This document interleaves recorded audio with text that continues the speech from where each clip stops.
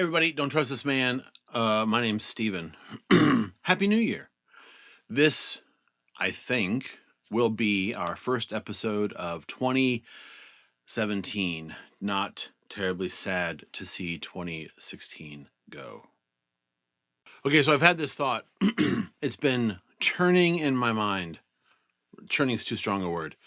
It's been slowly revolving, bouncing around the empty corridors of my brain.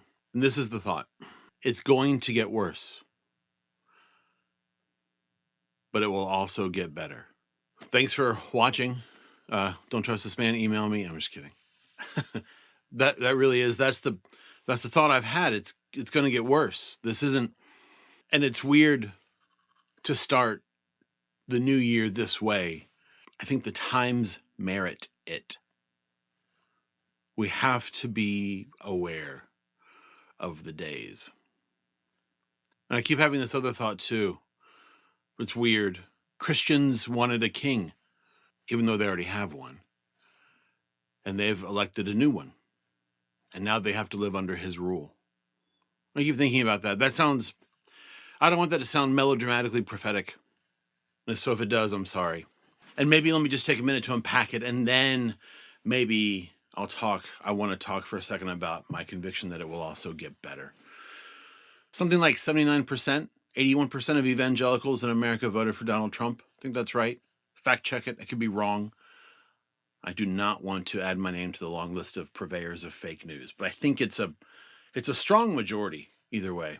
And I talked last year about my thoughts on Trump and why I voted the way I voted, and we took a wee little break from politics, but he's still the president-elect. And as of the date of this recording, in 19 days, Happy New Year's, in 19 days, he will become our president. I'm not a political scientist. I'm not a social scientist. I read articles, like I'm sure a lot of you do. That doesn't make me an expert on anything. Jack of all trades and master of none. But my sense is, the thing that's been heaviest on my heart, if I can say it that way, is that our president-elect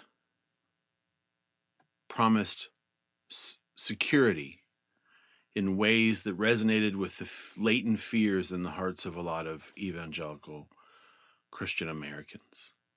Fears related to race, sexual orientation, the legislation of morality, the protection of our borders.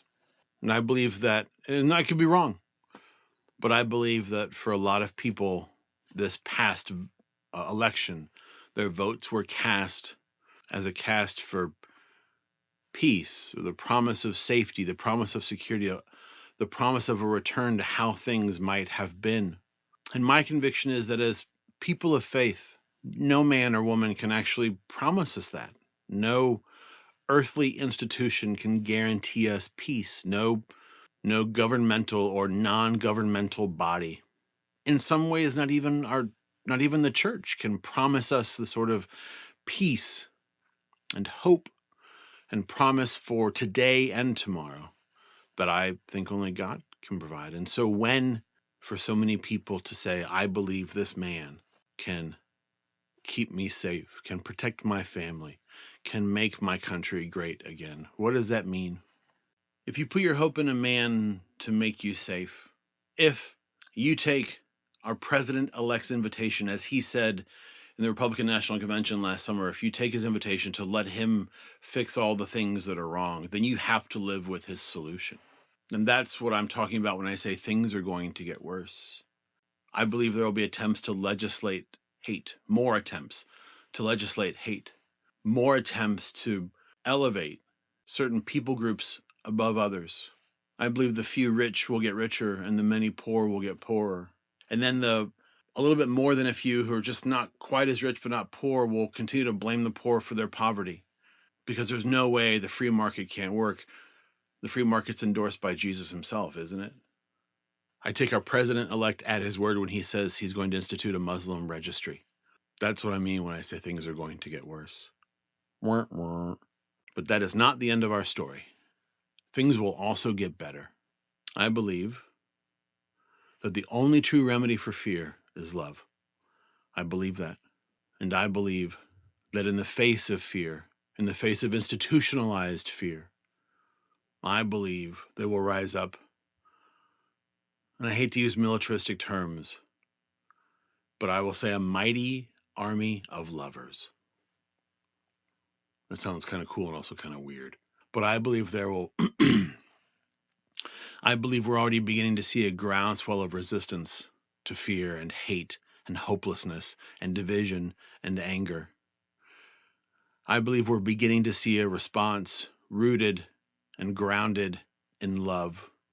And so I believe things will also get better. Every time I hear a Christian or some other faith leader who's not a Muslim talk about registering on this potential Muslim registry, I think, yes, things will get better too.